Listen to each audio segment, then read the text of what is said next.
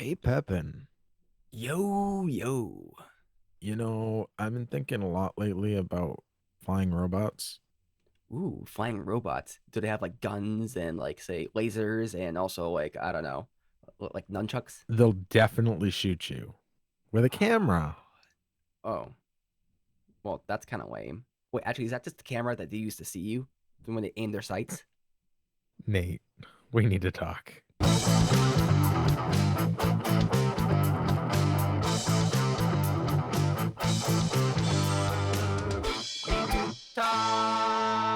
Welcome back. So glad you guys could join us. I am here once again with my best friend, Nathan Pepin. How's it going today, Pepin? Yo, yo, I'm doing well. How about you, Meter? I'm doing fantastic. Thank you so much for asking. And we are here today with good friend of the show and multi-time guest, Kirsten from New Hampshire Web Designs. How's it going today, Kirsten? Good. Can I just say I absolutely love your podcast voice. Thank you. I I've love it. honed it for many years now, so I'm glad to hear that it's working out. So well, we're talking today about drones, and I'm sure that's going to get into some of the other things that you do at New Hampshire Web Designs, like marketing and SEO and all of that. But we'll kind of let the conversation take itself there, and we'll start by just talking about drones in general because I think that they're super interesting. I know you do some drone work yourself, Kirsten. I do. I actually just became a FAA licensed commercial pilot a couple of months ago. That's Yeah. intense. I've filled out paperwork for that, so I know exactly how difficult that is. Yeah, it's a process. It's actually like a pretty strong reason as to why a lot of people will they'll buy a drone thinking it's just gonna be a fun toy to play with and like take video with.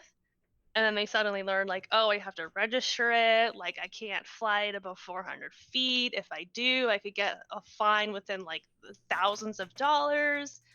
Um, can't fly near like airports without like air traffic control permission. It's a Mhm. lot. It is a It's a lot ton. to handle. I honestly think that's a like good thing because drones can be a little bit dangerous if you don't know how to use them properly. Like I don't know, you could cause some real damage if you messed up. That is true. That's why I have drone insurance, but a lot of hobbyists and Drone people who like, yeah, insurance. I have drone insurance, okay? I have to make sure if my drone, like, if in the middle of the flight, a motor, like, I don't know, somehow heats up and malfunctions and my drone falls. Like if my drone fell on your roof while your company was fixing that client's roof, Hmm. my drone insurance would have covered up to $500 Oh of wow. like repair. Well, that's good. That's definitely good then. Yeah. Or wait, was it 500? No. I think I have a $500 deductible and then they cover the rest. I got it back in April and it's just like on a recurring payment. So mostly covers damage to the property. Does it cover damage to the drone?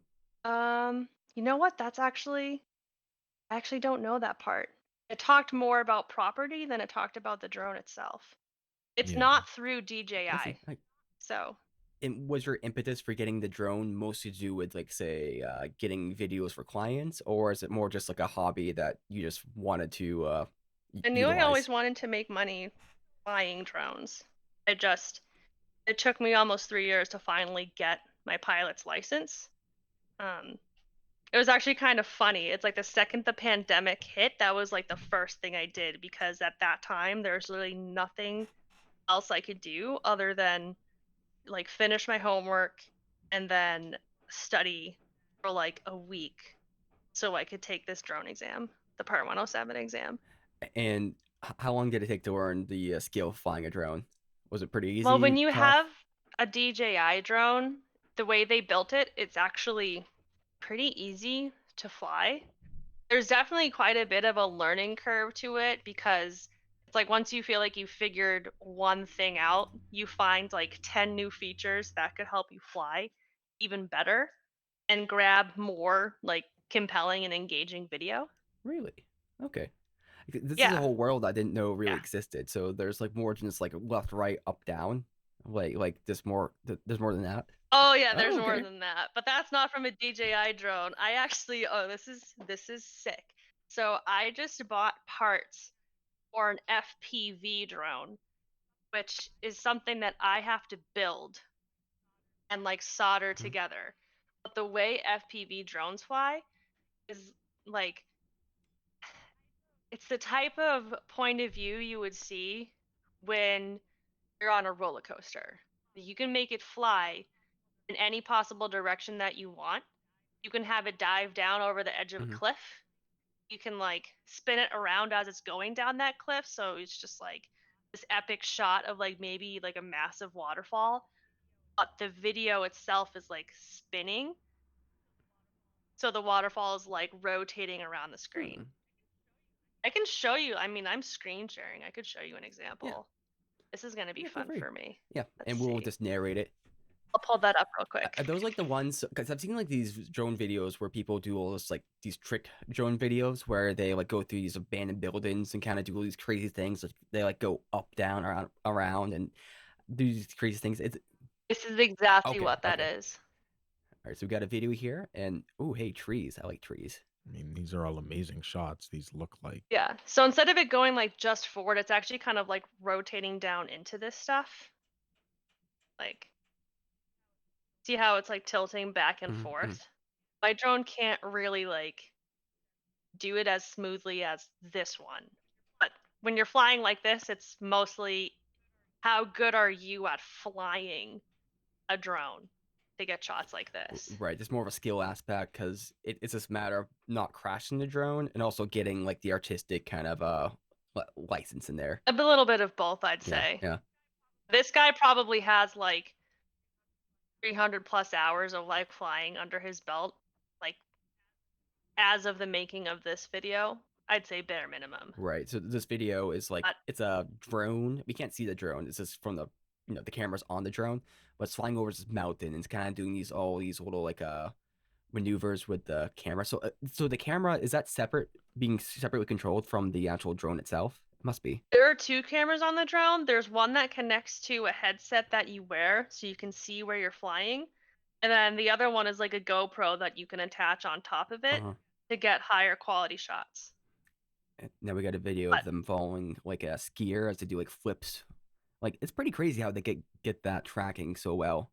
Because tracking, it's not tracking. That's the just the person flying that well. really? Yes.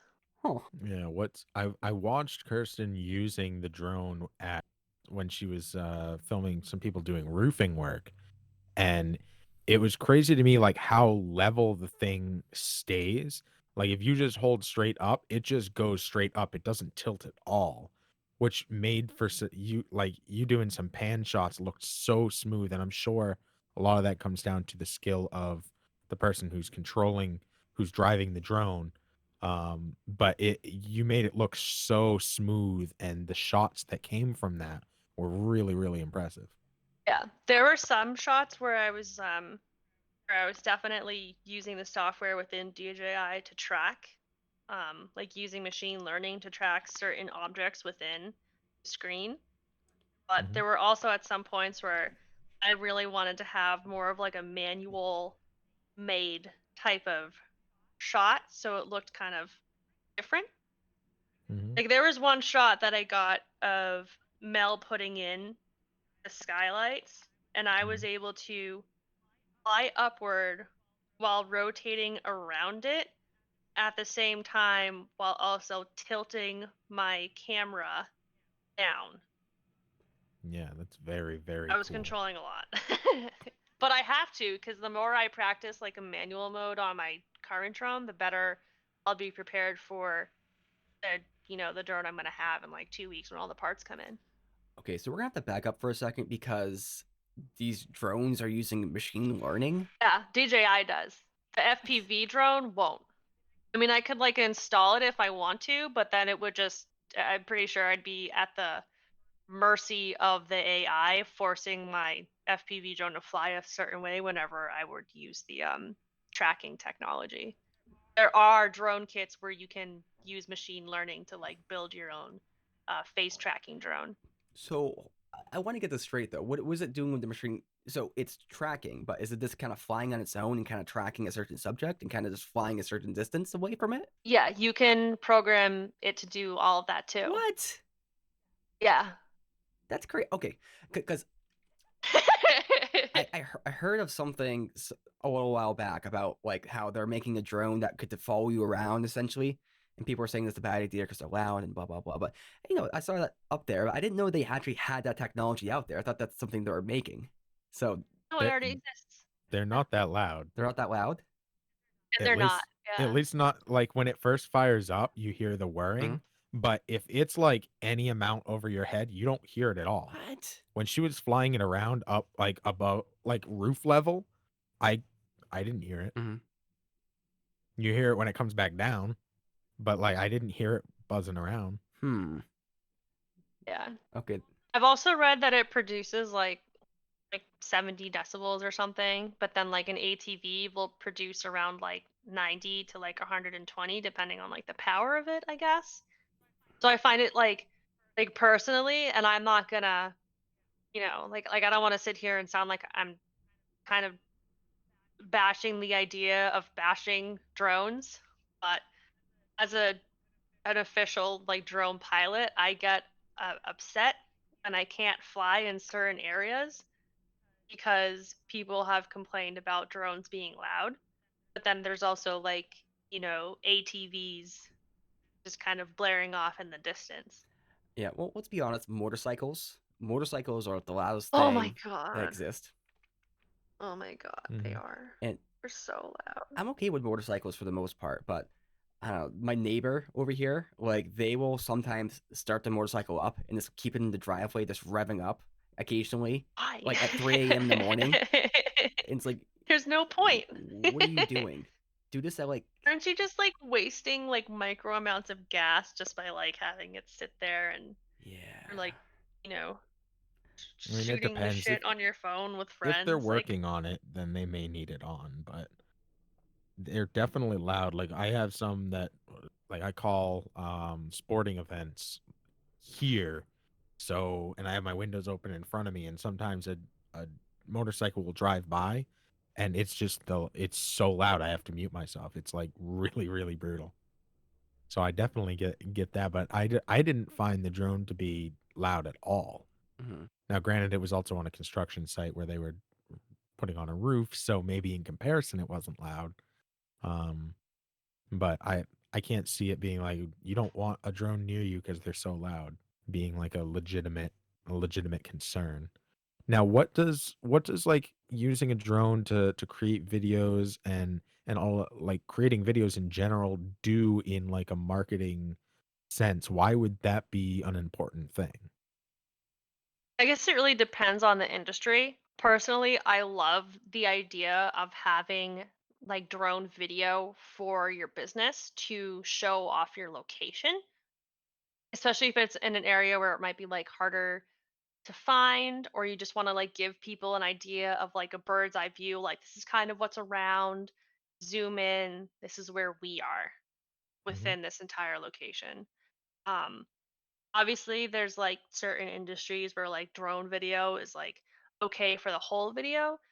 But I feel like in most cases just to have that location reveal and then like, you know, not like separate video, but like a separate type of video where the rest of it's shot on a DSLR and it can talk about like the story of the business, like, how it started, or if they wanted to do like a marketing campaign for themselves, if they're making some sort of offer. Um, But why because video? like if a Why restaurant not reached out to text? me, Why not a picture? Why not something like that? What makes video so different and so much it sounds like you're saying better in a lot of ways.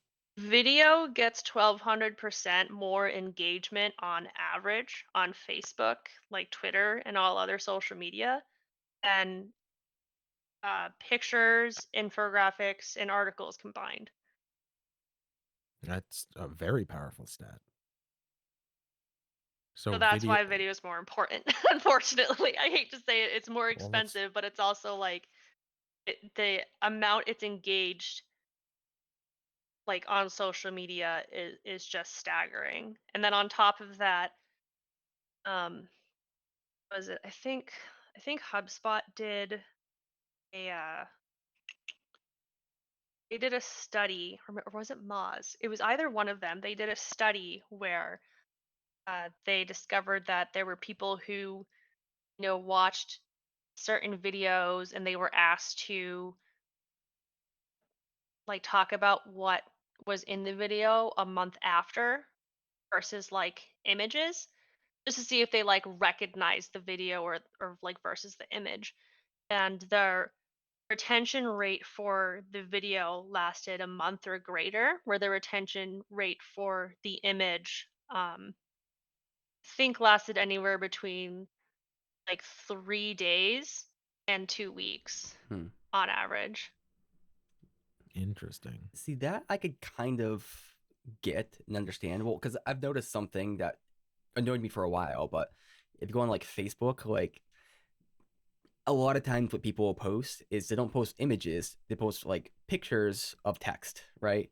And Yeah, eventually I started realizing that, maybe the different kind of fonts is something they like, but it's also kind of the spacing and everything. But it's mostly, I don't know, people like the picture of the text more than this text because it's kind of ironic. The internet was supposed to kind of create it so that, we could transfer this text and then maybe style it a little bit in the browser. But it's like, okay, now we're sending images of text, and now it's popular. I think probably because of increased internet speed. But now we're getting videos of text and videos of things that don't need to be videos, essentially.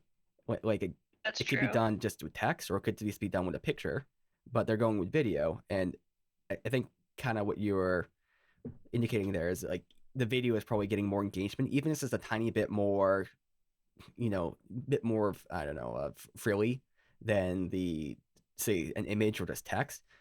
It's going to get people actually watching a little bit more. Granted, it is a video. Yeah, I mean, it has to do with motion as well. Our eyes are naturally drawn to like two things, motion and like I guess the best word I could use for this is like features.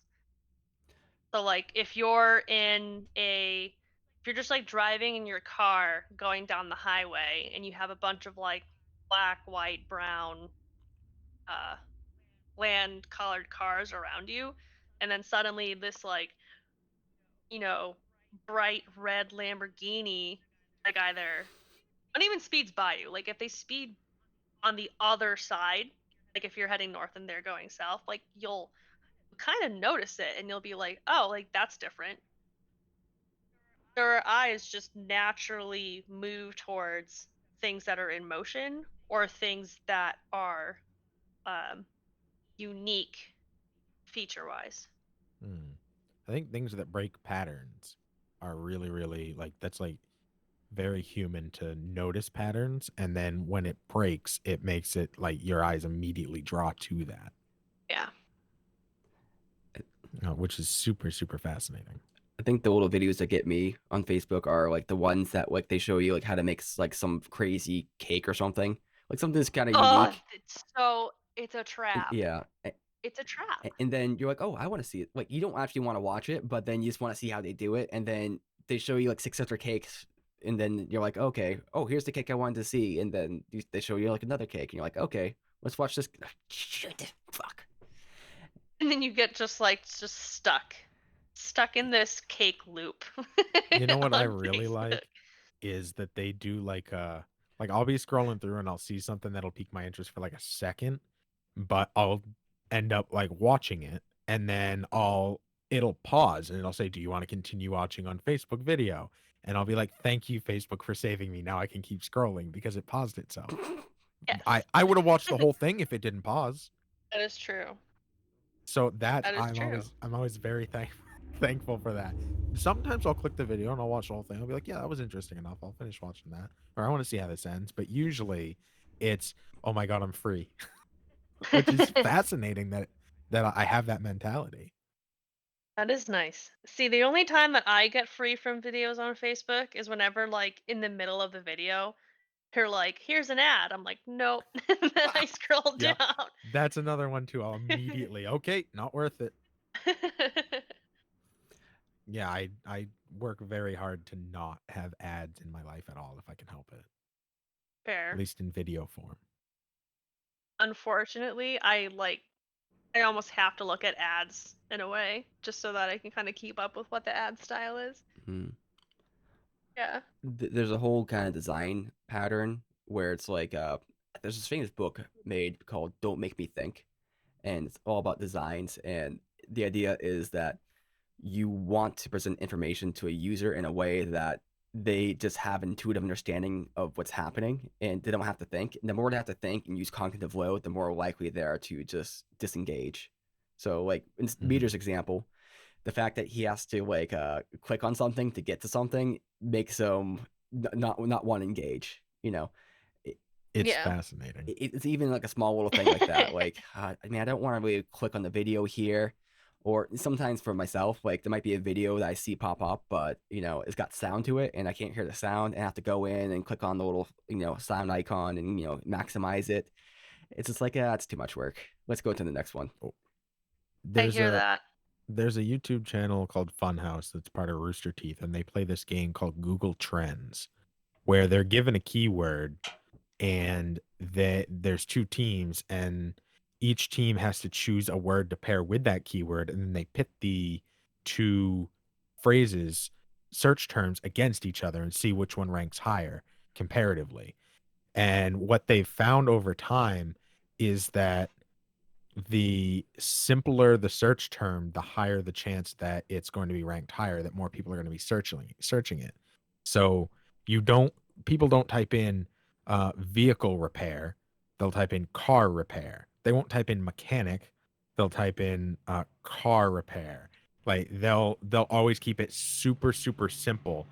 The shorter the word, even if it's by one letter, or the easier to spell, the more likely that people are going to type that in over other things. So the least amount of keystrokes, clicks, anything as a business that you can create between somebody wanting the thing that you do and taking an action, the least amount of work possible is what you want to do,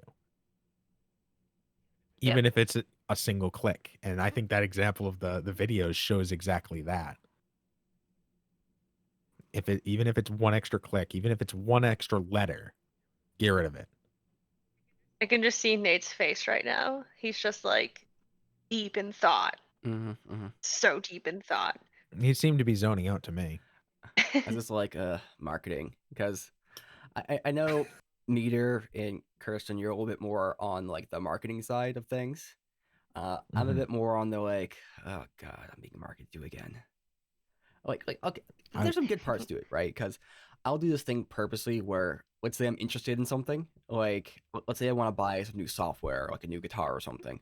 Like I'll start doing a bunch of searches for it and kind of look through amazing lots of things, and then eventually I want Facebook or Google to generate me a bunch of ads for those things. That way I can figure out what's the best product for me. Like I try, shopping through automated ads. yes, Nate's living in 2026. well, a lot of times they'll like suggest things you didn't even know you needed or wanted. It's just like, oh, hey, this is a product that exists. Oh, okay. Like, because I don't know, there's some sort of algorithm that figures stuff out, like things you didn't know you wanted, or it gives you like a view of the world. Or let's say that you start searching like certain things about I don't know some topic like web design or something like that. Like it will kind of give things in the same kind of vein that are maybe related but not super the thing you're looking at, which can be helpful because it gives you an idea where to look next. That's one nice thing that's helpful with the YouTube algorithm. So YouTube, like if you search for a certain term, it'll find other things.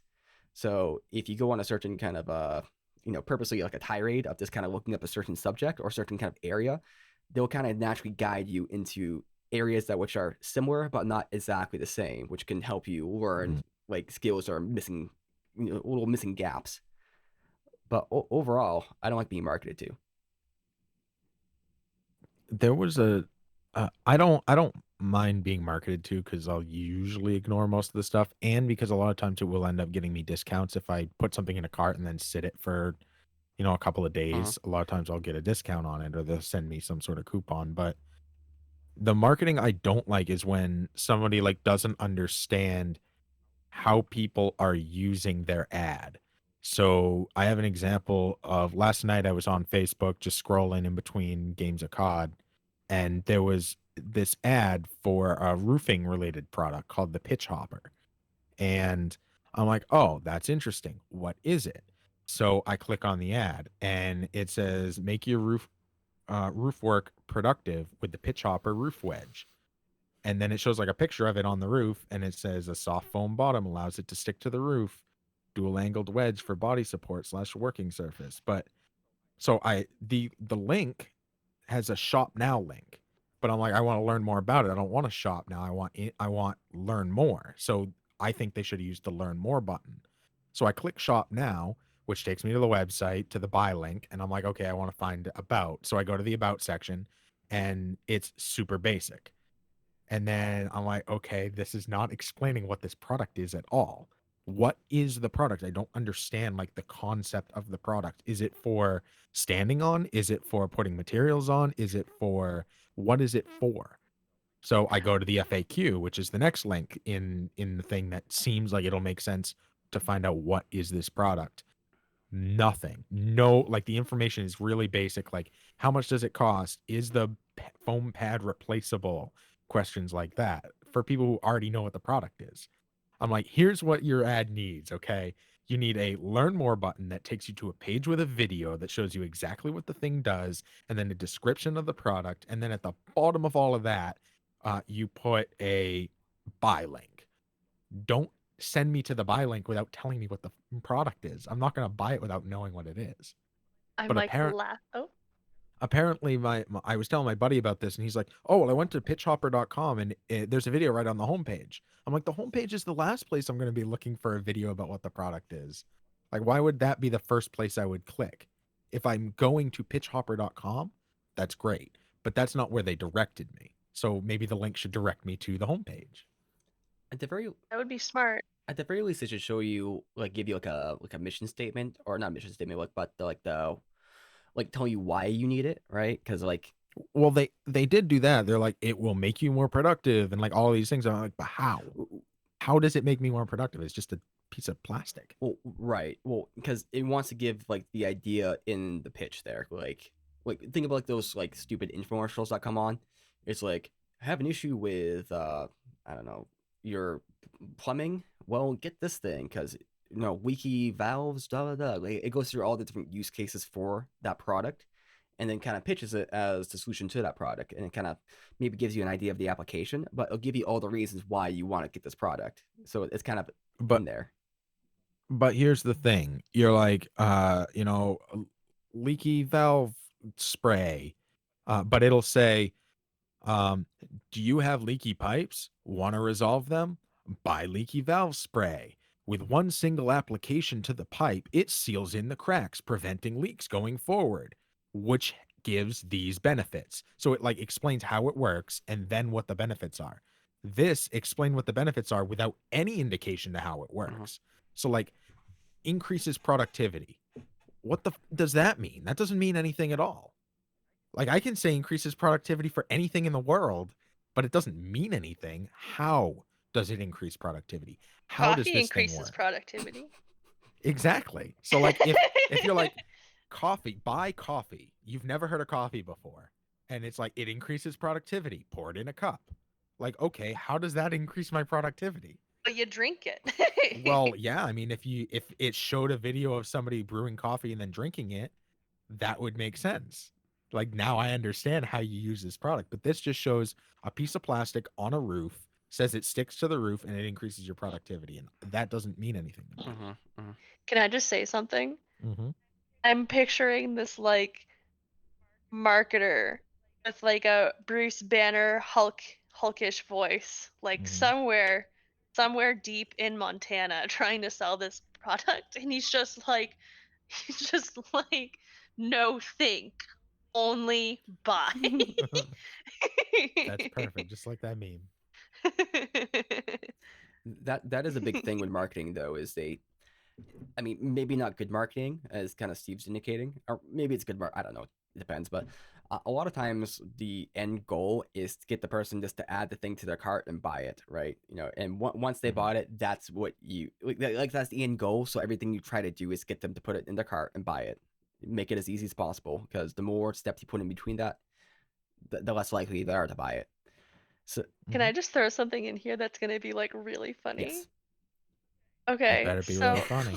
it's really funny.